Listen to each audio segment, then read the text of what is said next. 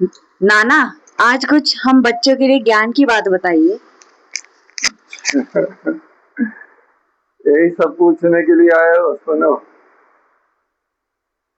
हरि शरणम हरि शरणम हरि शरणम हरि शरणम।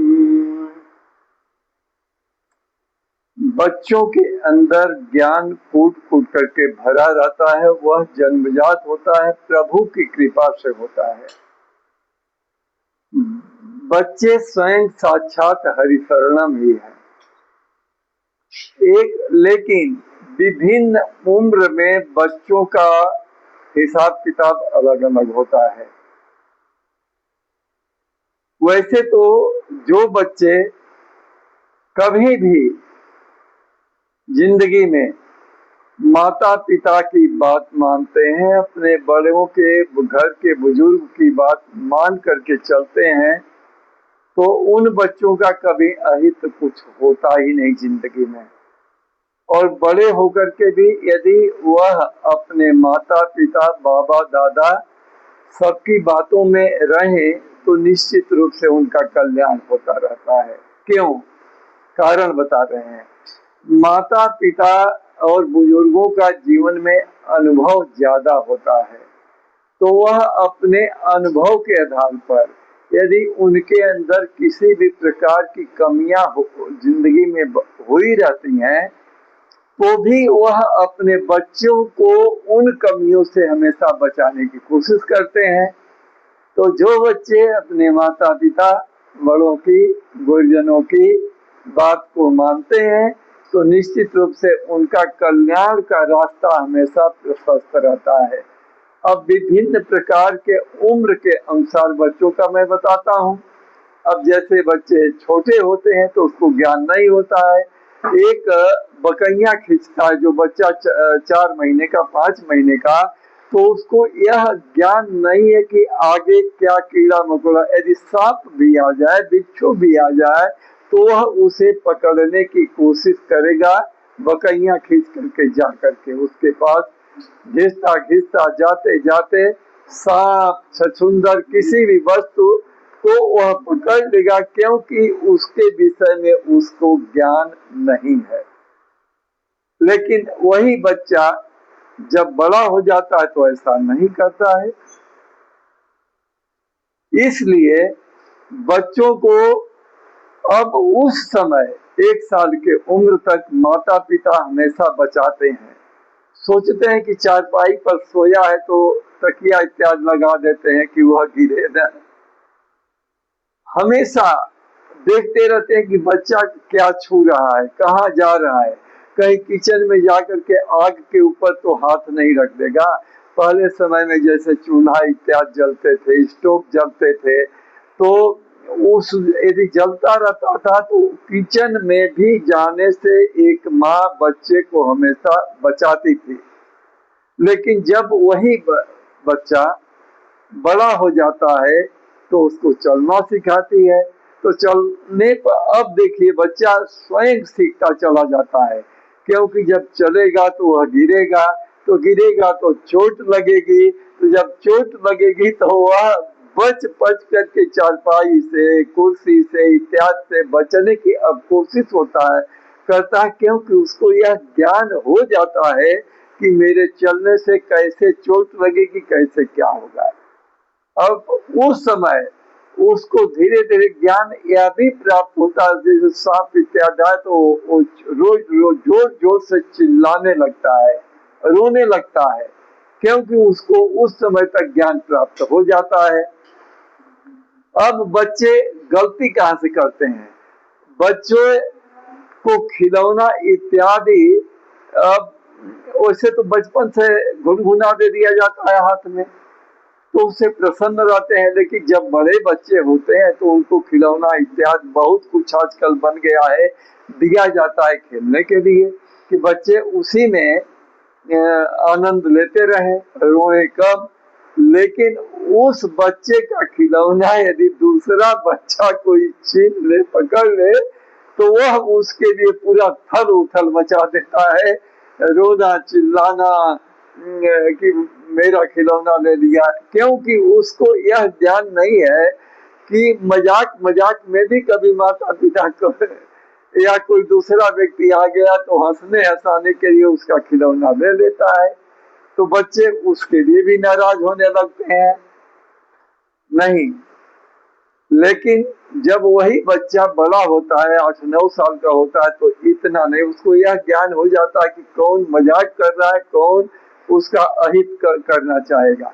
तब उस समय के ज्ञान के अनुसार वह इतना जिद नहीं करता है। अब उसका जिद का तरीका बदली हो गया रहता है, क्योंकि वह आजकल तो 3 साल की उम्र में ही प्ले स्कूल बन गया है, तमाम स्कूल बन गए हैं, नर्सरी, एलकेजी, यूकेजी। पहले जब हम लोगों का समय था तो ऐसा नहीं था। तो बच्चे जब जाते हैं तो उस समय उनकी भावना होती है एक दूसरे बच्चे से आगे निकलने की, लेकिन कुछ बच्चे घर में इतने खेलने में मस्त हो जाते हैं कि माता पिता उनको डांटते हैं कि पढ़ो लिखो, तो उनको बुरा लगता है। माता पिता चाटा भी मार देते हैं, वो भी बच्चों को बुरा लगता है कि क्यों चाटा मारा। लेकिन और माता पिता उनसे क्या रहते हैं कि मेरा बच्चा पढ़ क्यों नहीं रहा है, क्यों नहीं वह क्लास में फर्स्ट आ रहा है।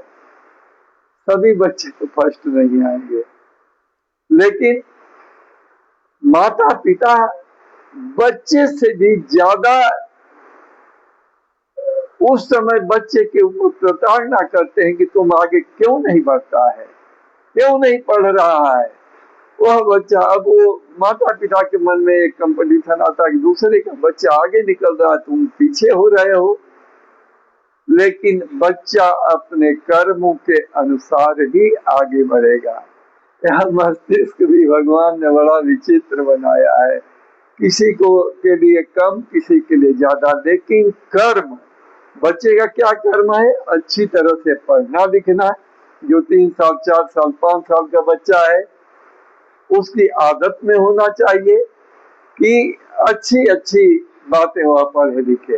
और जो बच्चा, जैसे गर्मियों में छुट्टी होती है, सर्दियों में छुट्टी होती है, उस समय अपने कोर्स की तैयारी कर लेते हैं, वही बच्चे क्लास में आगे निकलना शुरू कर देते हैं, क्योंकि उनको छुट्टियों का फायदा जो मिला है, तो जब क्लास में जाते हैं तो उसका फायदा अलग हो जाता है, उनको डबल फायदा होता है। तो उन बच्चों का आगे जीवन अच्छा ही बनता है। और जो बच्चे एकदम खेलने कूदने में ही लग जाते हैं, खेलना भी जरूरी है, बच्चों को कूदना भी जरूरी है, दौड़ना भी जरूरी है, इससे बच्चों का निर्माण होता है। बच्चों को कुश्ती लड़ना, स्विमिंग करना, तैरना, कबड्डी इत्यादि खेलना, सब कुछ धीरे धीरे करना चाहिए ताकि उनकी शरीर की बनावट मजबूत हो।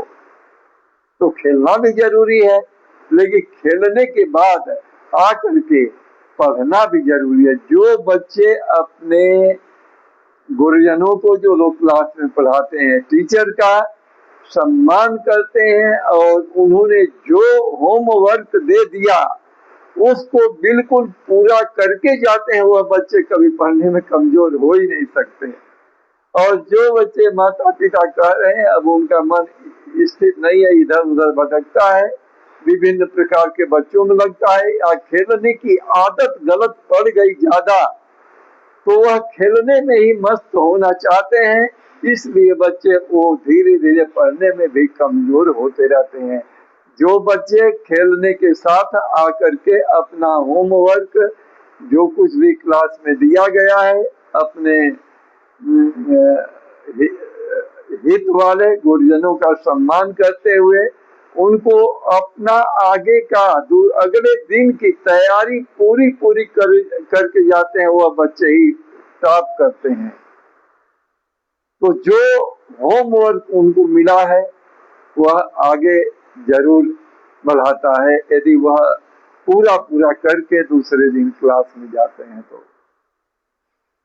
और माता पिता को भी ज्यादा बच्चों को पीटने में आनंद नहीं लेना चाहिए, समझाना चाहिए। कुछ बच्चे इतने ज्यादा दुखी माता पिता को करते थे, खेलने की आदत पड़ गई, दूसरे बच्चों से मिलने की आदत पड़ गई, तो वह आदत, मान लीजिए कि आजकल के बच्चे मोबाइल इत्यादि में लूडो खेलते हैं, बहुत यह गलत बात हो गई है। पढ़ने के समय लूडो खेलने का कब उम्र होती है?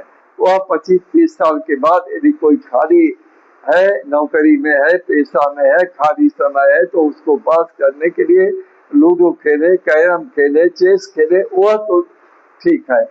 लेकिन यदि बच्चे ये सब खेल में लीन होने लगे, देखिए बच्चों का कबड्डी खेलना, तैरना इत्यादि करना, दौड़ना, यह तो उनके शरीर को मजबूत करता है। लेकिन यदि जो बच्चे चेस खेलना, कैरम खेलना, इसमें आ जाते, जैसा कि आजकल शौक हो गया है, तो ये बच्चे शारीरिक रूप से हृष्ट पुष्ट नहीं होते हैं, पढ़ाई लिखाई में कमजोर धीरे धीरे होते चले जाते हैं। तो अपने अच्छा बनने के लिए, पढ़ाई लिखाई की कमजोरी दूर करने के लिए, बच्चों को जब तक 10 साल, 12 साल, 14 साल की उम्र है, तब तक ये सब खेलों से दूर रहना चाहिए। खेलना तो वो कबड्डी खेले, तैराकी खेले, दौड़े, प्रतिदिन सवेरे सवेरे उठने की आदत डालें, स्वयं भगवान का नाम ले, हरि शरण। जब सवेरे जब उठे तो बच्चों को हाथ देखना चाहिए, क्योंकि कराग्रे बसते लक्ष्मी, कर मध्य तू सरस्वती, कर मूले तो गोविंदा, प्रातः कर दर्शनम। यह बच्चों का प्रथम कर्तव्य के हाथ को देखें और आगे लक्ष्मी जी को याद करें, बीच में सरस्वती जी को याद करें, और मूल में करके भगवान विष्णु जी का याद करें। हर शरणम होकर के अपना पढ़ाई लिखाई करें, और इसके बाद धरती माता को प्रणाम करें उठते ही, अभी बिना नहाए धोए की क्रिया है। इसके बाद अपने माता पिता का आशीर्वाद लें, उनकी चरण छुए, चरणों में जाए।